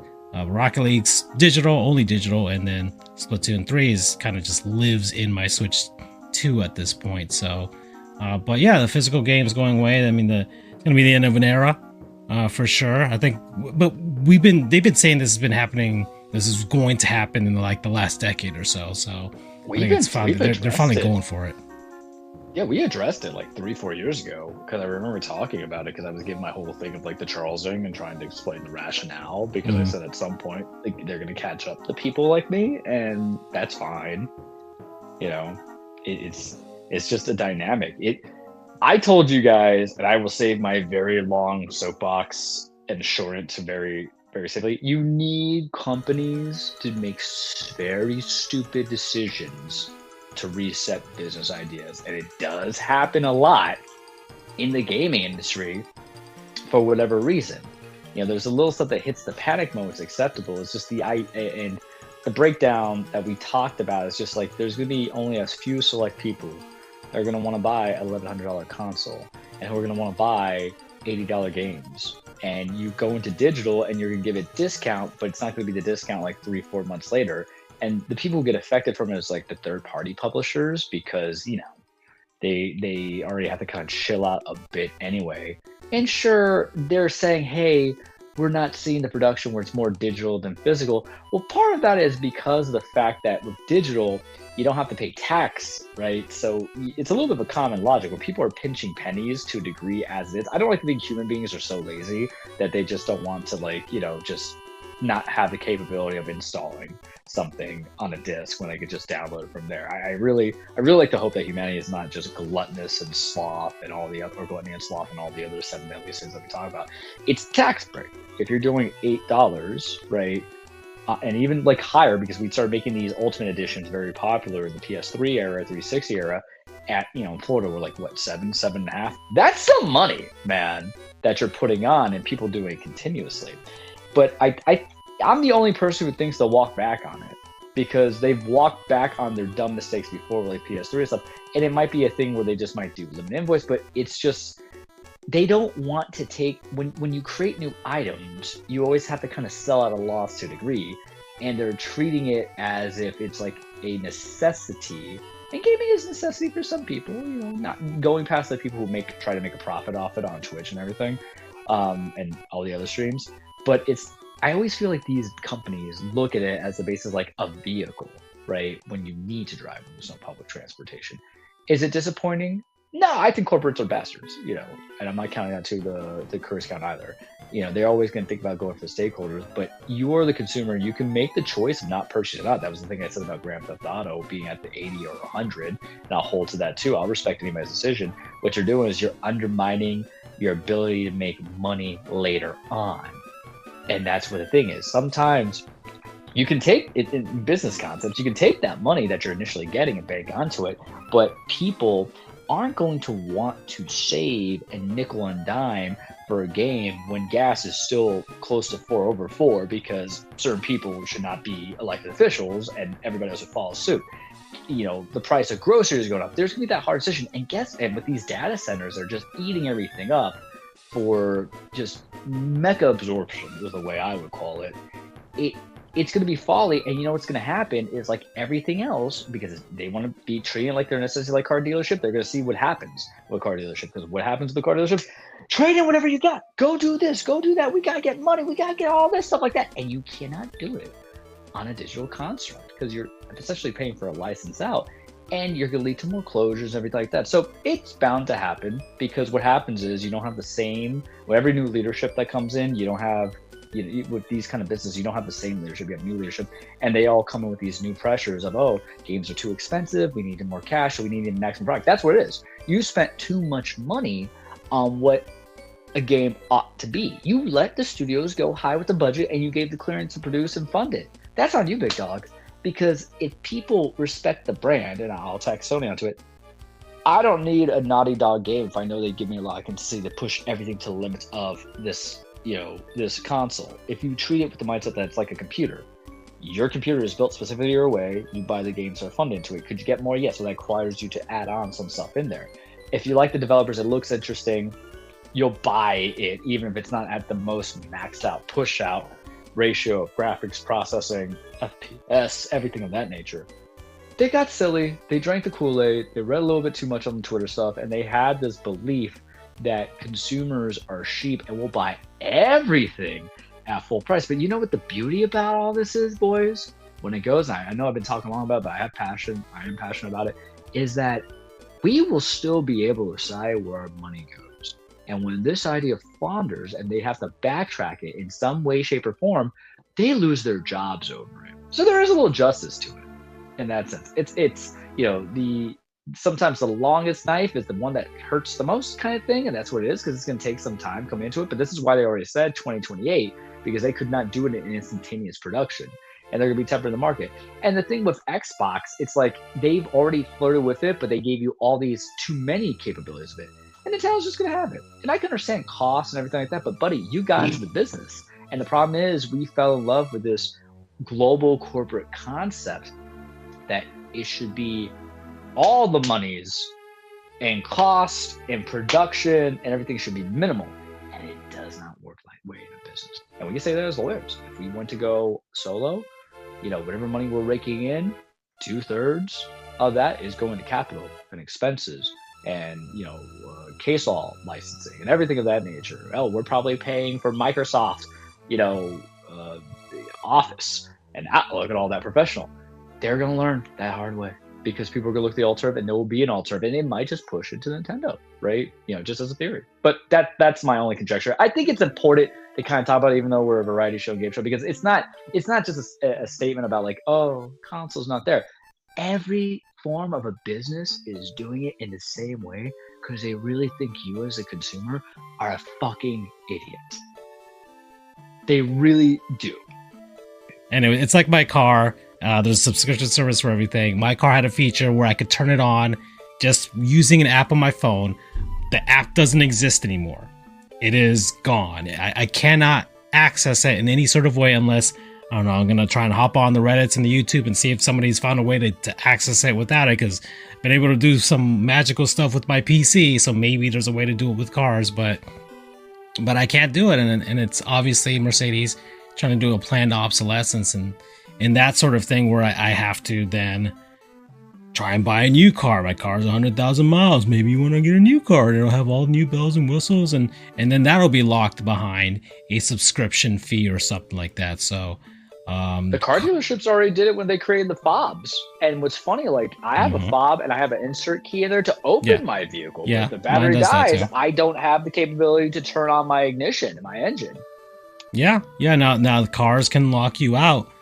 They're trying to implement some AI stuff where the car will determine if you look sleepy and may not turn it on, which is going to really, really suck for a lot of people who just have like droopy eyes. It's gonna be insane and how dystopian it's gonna be when all these services, all of these things that we're doing. Like I try and limit it to just a few things. Like I have the Nintendo Switch online. That's one thing. I got Amazon Prime, and then I have the MLB Marlins package, so I can just watch the Marlins. And then really, that's pretty much it. I don't really want to subscribe to much of anything else besides that, but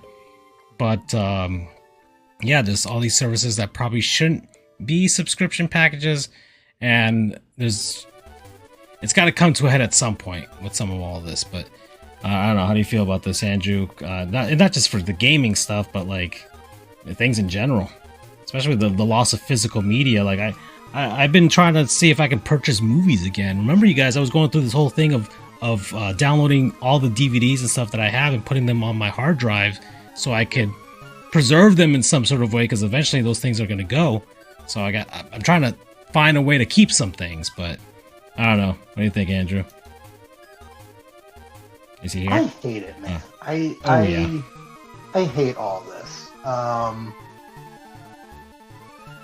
know the phrase end stage capitalism gets way overused, but I just hate it, man.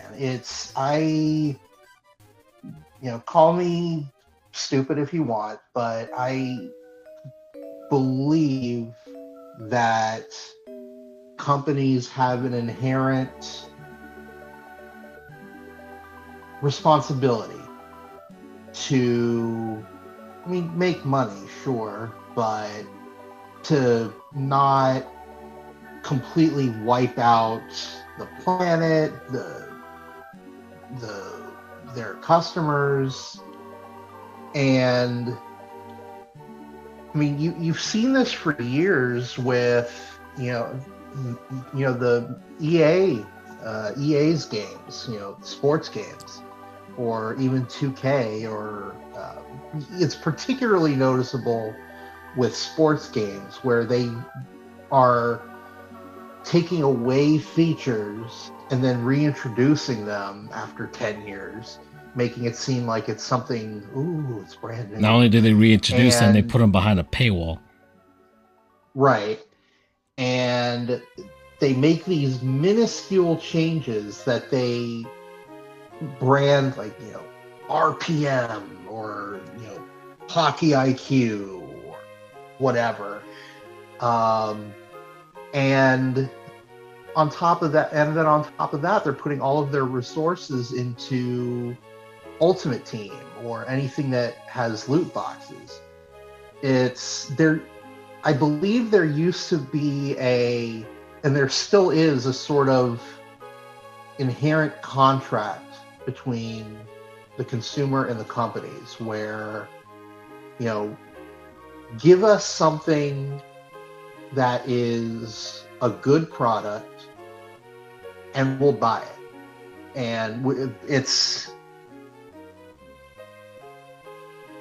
sorry, I'm trying to think of the words here. It's the company's putting out a good. It's a reciprocal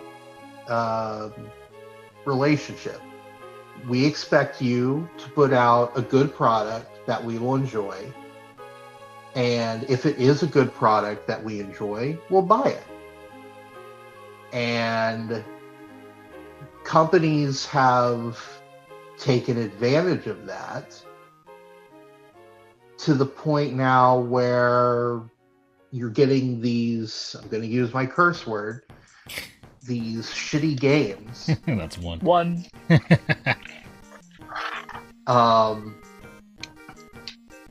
And products. I know I keep harping on the games, but it's really everything. I mean, Francisco, you hit the nail on the head with the Mercedes thing. I used to have a Toyota, and it had this really cool feature where from your phone you could see the status of your car, where it was the car locked, and you just through the phone app, you had to pay some money to do it. You had to pay, I think, $15 a month, which is BS. I didn't curse that time.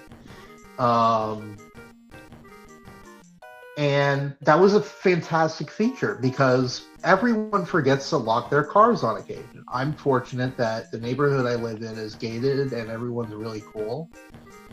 But a lot of people aren't that fortunate. So you forget to lock your car and it could be gone. And Toyota, the car that I have now, doesn't even have that feature. You can't even buy it. It's obvious that that is a possible thing to do. It's not an impossible product. It's been done, but Toyota or Honda chooses not to have it. Or, I mean, it's ultimately the problem is somewhere along the line, and now I'm going back to all companies here. Somewhere along the line, the companies either forgot or just chose to not care about that contract, that social contract anymore, and decided, you know what? We are going to squeeze every penny out of the consumers, come hell or high water. And unfortunately, a lot of these products, they maybe not a necessity, but we're a captive audience. There is, thanks to EA back in 2004, we are in an era over 20 years now where companies have exclusive rights to sports games. NHL is the only one that has the NHL license. EA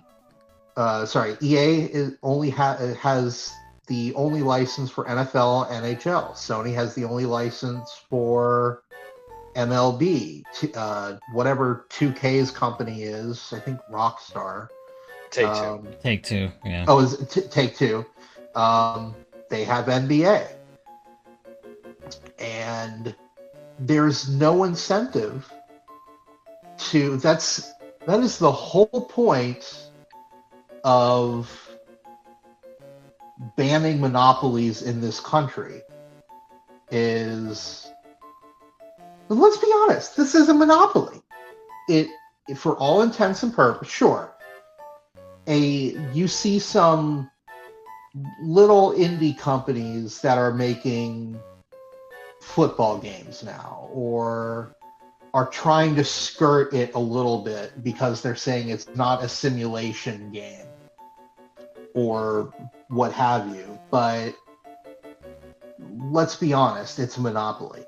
And if you have no incentive to, I mean, and that's what got this all started. 2K put out a fantastic video game with NFL 2K5, and they put it out for half the price of Madden. It was a superior game for half the price.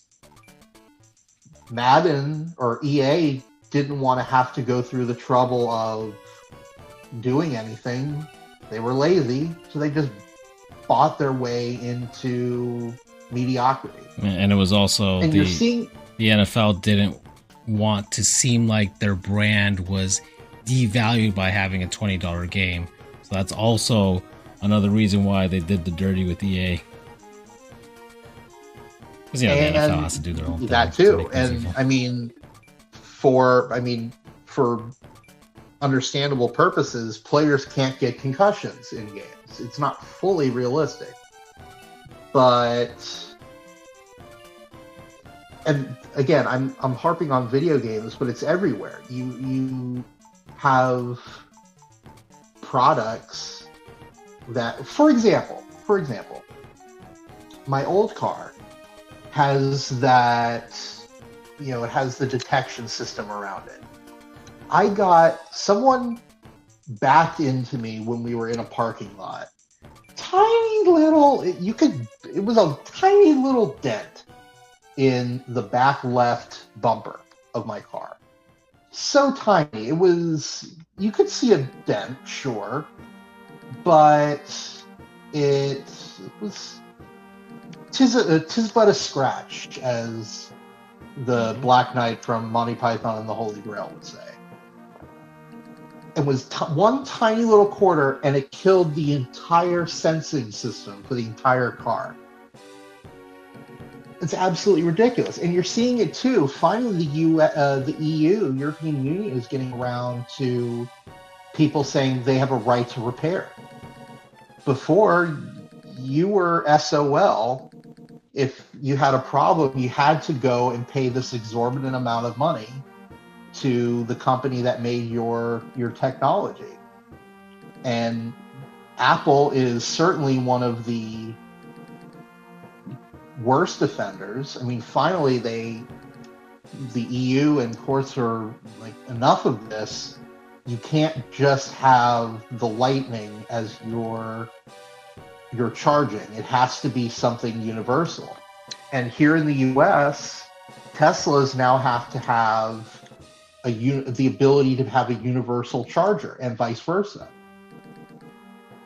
Companies just want money, and they've lost the plot.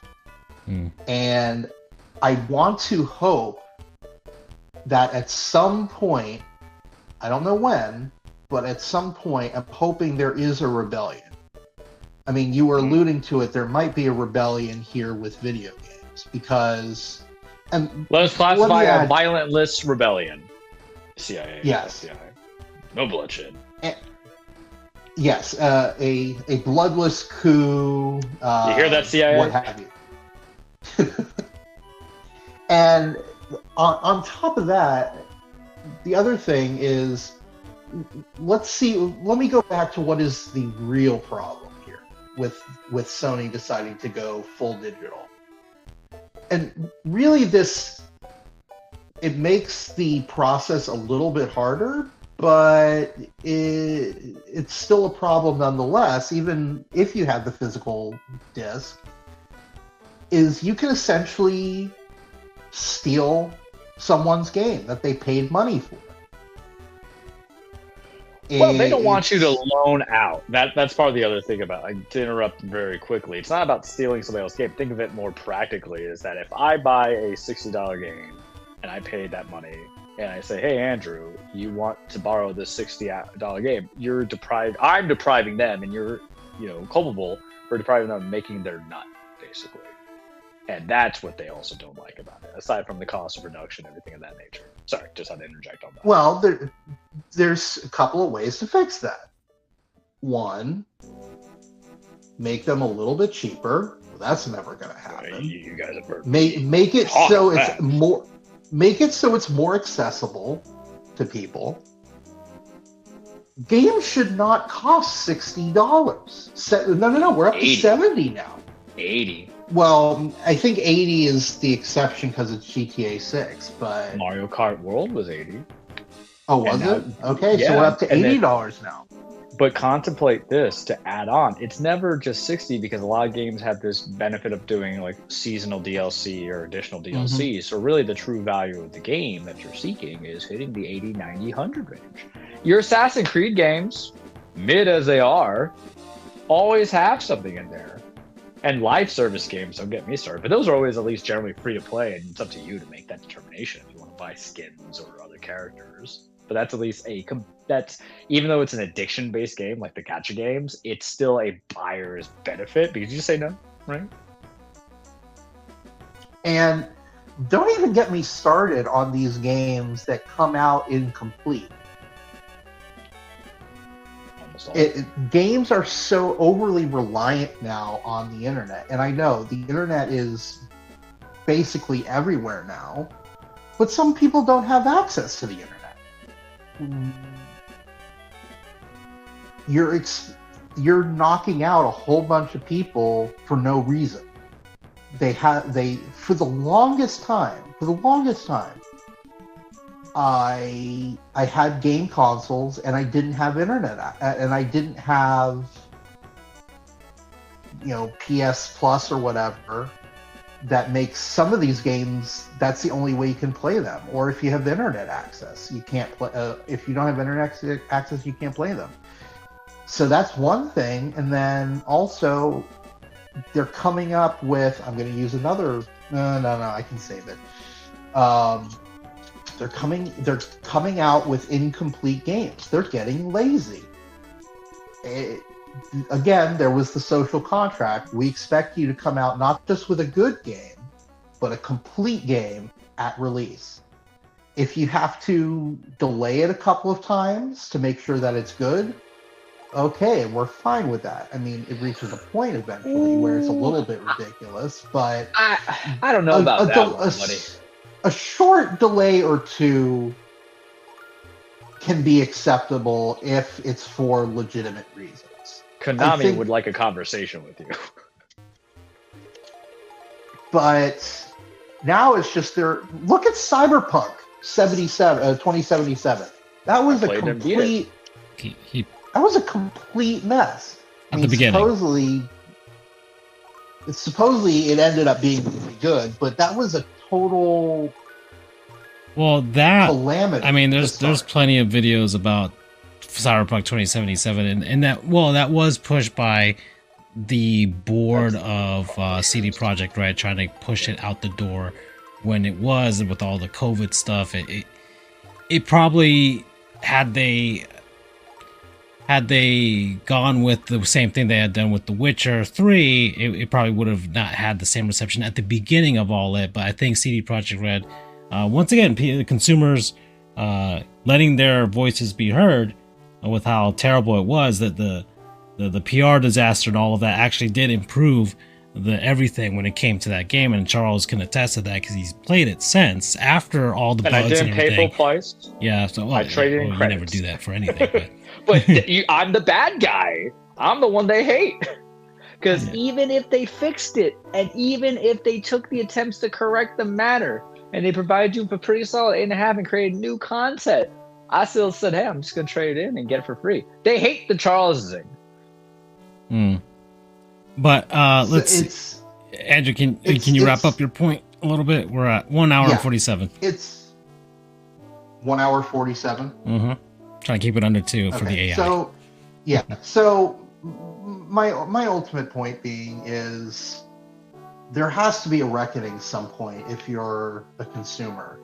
The people have to stand up at some point and say enough is enough, because right now we can't rely on the government to do their job, which is to make sure that things are fair between the people and companies. So until that happens, the people have to speak with their wallet, and right now I don't think enough people are willing to do that. So who knows? I hope things change. I would like to see a more fair. I would like to see that social contract come back. I'll leave this up on maybe a high hope at least, because you are seeing some of that in Europe. There was a massive change because you mentioned the whole lightning bolt thing with the lightning cable thing with Apple, and now we all have USB-C for everything when it comes to chargers, which is great. But And yeah, people are trying to sue Sony or create a class action when it comes to accusing them of having a monopoly, because only their games can be sold on their store. Essentially, nobody else can sell. They say, "Oh, we have a retail presence, but they're just gonna have digital cards at Target and Walmart and GameStop." But the other thing is, Epic Games went through this whole fight with Apple because of that, because they had their own store that they wanted to have on the App Store for Apple, and Apple's like, no, only our store can sell things. And they're still in this battle right now when it comes to that lawsuit in the US. But in Europe, they won, and you can download the Epic Games Store on your iPhone over there. So there is some hope when it comes to that, and there was also hope when it came to the right to repair type of thing, where in Europe at least, when it comes to batteries, now they're telling the European Union that companies have to allow consumers to be able to buy replaceable batteries again, because we lost that a long time ago. So Nintendo recently they're making a Switch 2 model that will have a replaceable battery. So I think some people are going to try and import that from Europe so they to here to the US to see if they can get that, and hopefully Nintendo will just be like, well, screw it, we'll just make this the normal model from now on and just have the option. So there is some hope out there in the world when it comes to this. Some actual laws being pushed and passed, and some lawsuits that are making that happen. So there is some hope out there. We'll see along the way. So yes, there's some doom and gloom, but there is some light there as well. Okay. All right, then. We're at the last 10 minutes. It's been a couple minutes on baseball. I guess I don't know if Charles wants to. I know Andrew definitely would. But I'm not gonna say. I think this tweet or this post that Charles made, and then I posted it, kind of sums up his feelings. I won't ever fear the Reaper, because Aaron Boone managing the Yanks is more frightening than death. Yeah. Well said, Charles. Well said. And then somebody uncovering a Jeff Passan tweet from 2011. My porn name is Freddie Cheswick, which is actually a pretty awesome porn name, I think. Jeff is a sniper. I love Jeff Passan. Yeah, he's an international treasure that must be protected at all costs. There's no schlitty spitties, that's for sure. For Charles right now. It's just a yank me down Yankees lately. Mm-hmm. But I know what hell feels like. But I'll just do. We always kind of do this like a little rundown through the standings in baseball, where everybody's at right now. Because you know what, we can kind of harp on it a little bit, but as far as our teams are concerned, I think we're all except for Charles, feeling pretty good about things right now. I mean, well, really, the Yanks and the Rays are the only two good teams in the American League. So you gotta. We're gonna make the postseason. Andrew's gonna make the postseason as well. It's just like I'm waiting for Cashman to move the needle. Sorry, you had to interject. I hate Boone, and like the pitching rotation's tired. Why? That's all I can say. Why? But the Rays are the hottest team in baseball right now. They've won 8 games in a row. Mm-hmm. They've zoomed past everybody right now. They have the second or the third best record in baseball at the moment. The only team in the American League that has won 50 games at this point, too. 4 games ahead of the Yankees in the East at the moment. Yeah. We've lost like 8 straight. Yeah, the Yankees have lost 7 straight. At the moment, they are the coldest team in baseball. So opposite ways for the 1 and 2 in the American League East, which is insane that the Rays are only 4 games ahead. That's how far the Yankees have fallen. The Rays have moved up. So that run differential is going up for the Rays too. And they have the Caminero MVP. And then yeah. Are we going to get is this going to be the Rays' first MVP? I would like to think so. I mean, Junior has been like, from a Rays fan's perspective, aside from, let me be perfectly honest, what Wander Franco did, I just taking the sports out of it was horrible, and I'm glad that he got some justice. Not a lot, but some.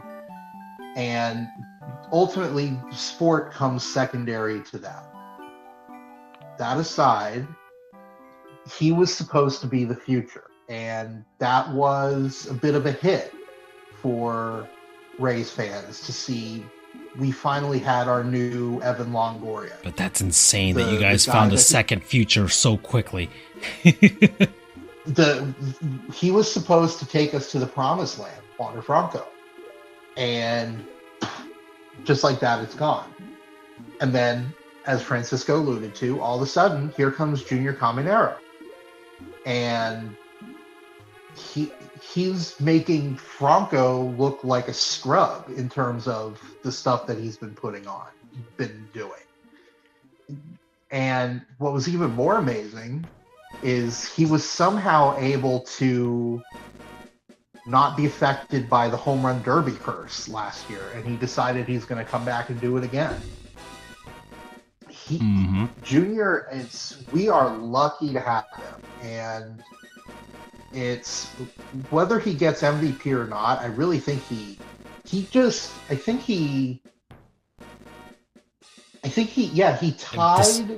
Griffey Jr.'s record. Yeah. He tied Ken Griffey Jr.'s record for the most he didn't I take that back. He broke the record for the youngest player to hit a home run in 6 consecutive games. Beat Griffey by, I think, a year or 2. That's insane. That is absolutely insane.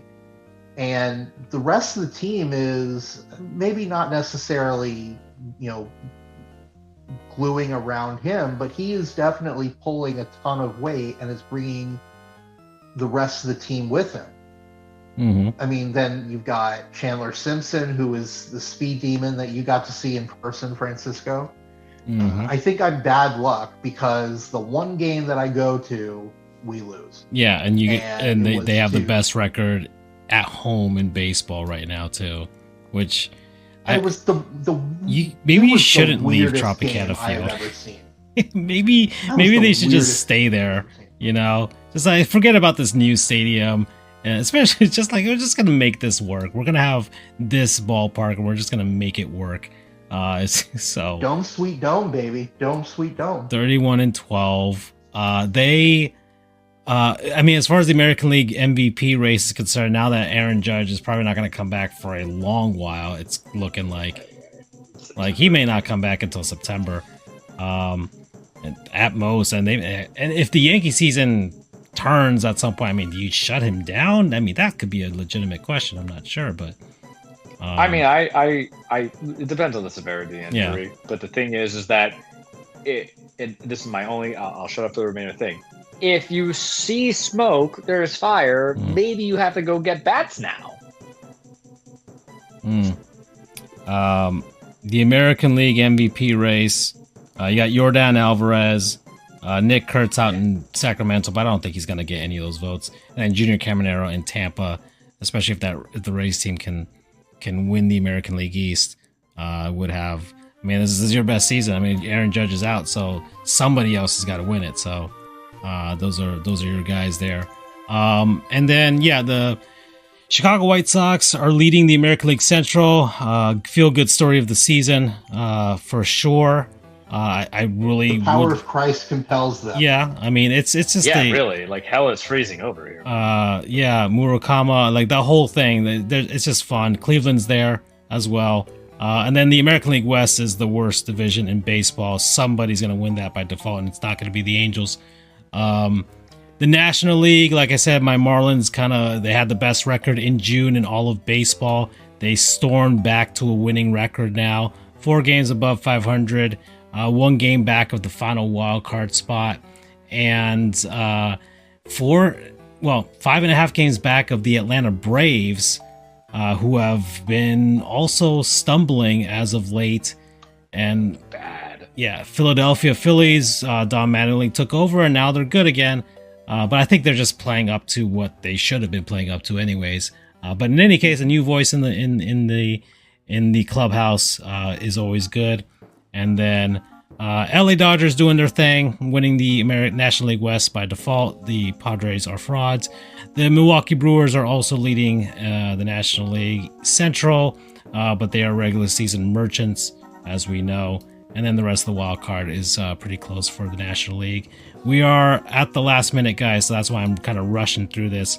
So I think, do you guys want to say your goodbyes? Any parting words? Sami Zayn is my champion until next Monday when he loses to Cody Rhodes. We will have a cage when we return because there's some real crap going down. All right. And I have words. Andrew, how about you? I would just say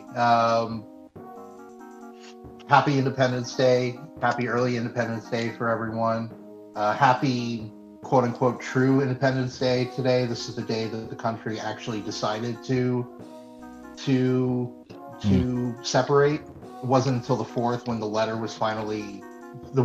to King George was finally finalized. But here today, 250 years ago, they made the decision that it was time to leave this relationship.